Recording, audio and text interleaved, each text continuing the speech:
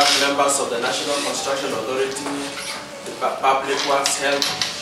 It's an ongoing process of looking into the buildings in town and in the county to ensure that they comply with the requirements of buildings. There is an audit to ensure that there is safety in this county. And people from the authority are with us, and they are going through all the buildings in the county. And so far, yesterday, they were able to stop 15 units that were under construction that were not meeting the law. And the work is ongoing.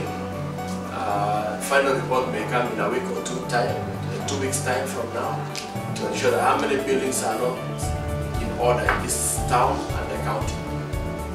We want to ensure that we don't join the list of the wrong names in history of incidents in town. Buildings were not the approved ones. You know, you are, for example, you get a 1-floor building and you are doing the 3rd floor. So that's wrong. Or you get that in some buildings you are building upper floors and people are living downstairs. It's not also allowed. So those are the kind of anomalies that are done. To ensure that the standards are maintained in terms of development and it meets the health safety requirement and the structural requirements so that it guarantees safety to the users of the same facility.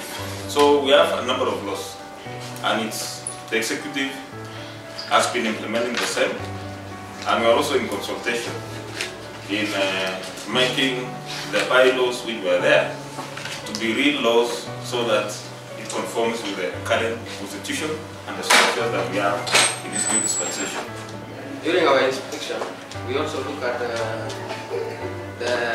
if there is a signboard showing all the consultants and the contractor well displayed.